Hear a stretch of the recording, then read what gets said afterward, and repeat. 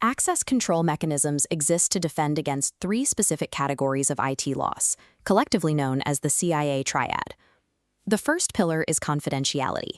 This is the enforcement of rules ensuring that only authorized entities can view sensitive data. The second is integrity. This prevents unauthorized modifications to data or system configurations and ensures any unwanted changes are immediately detected. The third is availability. This guarantees that authorized entities can actually reach those resources within a reasonable timeframe when they are needed. Defending these three pillars requires a synchronized approach. Organizations implement physical controls to secure tangible assets, like hardware and server facilities, alongside logical controls to protect intangible assets, like the data itself. A failure in any single pillar of the triad constitutes a critical IT loss. Because of this zero-tolerance threshold, rigorous access control serves as the absolute foundation of any enterprise security architecture. At its core, access control governs the relationship between two specific entities, subjects and objects. An object is a passive entity that holds or provides information. This includes databases, static files, and printers. A subject is the active entity. It is the user, program, or process attempting to request information from or make modifications to that passive object. These roles are not permanent. Depending on the specific interaction, a network entity can rapidly switch back and forth between acting as a subject and an object. Here, a user acts as the active subject, sending a data request to a passive web application object. Instantly, the web app switches to an active subject, querying a separate database, the new object, to retrieve a cookie. Because network entities constantly flip between active and passive roles, security architects cannot rely on static perimeters. They govern every single interaction using a rigid pipeline. That pipeline is the AAA model: authentication, authorization, and accounting. Every subject-object interaction must pass through it. The first gateway is a unified two-part process. Identification happens first, followed immediately by authentication. Identification is the initial claim of identity. A subject professes who they are by submitting a unique identifier, like a username or an email address. Authentication is the requirement to prove that claimed identity. The system compares provided factors against a secure database of valid accounts to verify the claim. This text block outlines the three primary authentication factors. Type 1 relies on something you know, like a password. Type 2 requires something you have, like a physical smart card. Type 3 evaluates something you are, utilizing biometric scans. Architecturally, this first step is a strictly binary gate. The proof is either valid or it is rejected. There is no partial authentication. Accepting an identity claim without rigorous authentication leaves the user anonymous. If everyone is anonymous, the system cannot assign specific privileges, destroying the foundation required for the rest of the pipeline. Multi-factor authentication combines these types to increase security, but physical and biometric factors still harbor exploitable vulnerabilities. Type 3 biometric factors can be bypassed. Attackers defeat fingerprint scanners by pressing a counterfeit print molded from gelatin candy onto the reader.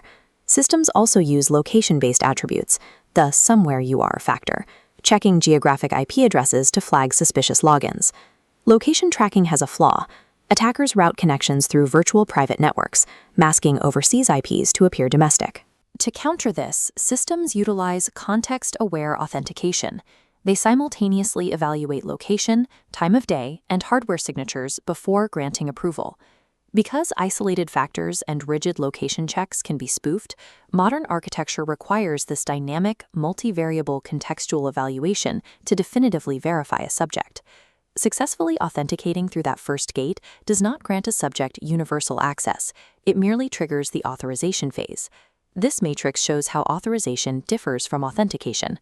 While proving identity is a binary pass or fail, authorization exists on a wide spectrum of granular variations, mapping specific read, write, or delete permissions to specific roles.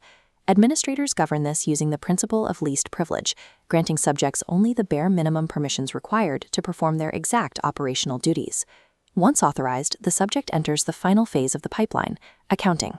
This is the continuous process of tracking and recording all subject activities into secure audit logs. An effective audit trail captures precise data, the verified identity of the subject, the exact timestamp, the physical location, and the specific action taken against an object. This creates non-repudiation. Because the identity was authenticated and the action was logged, the subject cannot believably deny performing the activity. A complete AAA framework removes implicit trust from the network. It ensures users are verified at the perimeter, strictly limited in their scope, and permanently accountable for every digital action they take. Returning to Type 1 factors, the things we know. Despite passwords being the weakest form of authentication, they remain the most universally deployed method in IT environments. Organizations previously relied on cognitive passwords, asking users for their mother's maiden name or their first car. These are now considered obsolete, as attackers easily scrape the answers from public social media profiles. The legacy enterprise policy standard attempted to force security by demanding special characters and implementing maximum age expirations, requiring employees to change their passwords every 30 to 60 days. These policies overwhelmed cognitive limits. Users responded by writing passwords on sticky notes or creating simple iterations, changing password 1 to password 2. Forcing frequent password changes degraded systemic security. It created highly predictable credential patterns that automated dictionary attacks easily exploited. Legacy IT policies failed because they attempted to force human subjects to memorize data like machines, completely ignoring the psychological realities of the workforce. NIST SP 863B provides the standard correcting these errors. First, passwords must never be clear text. Databases must only store cryptographic hashes. Second, eliminate maximum age expirations. Users should only change a password if there is evidence of a breach.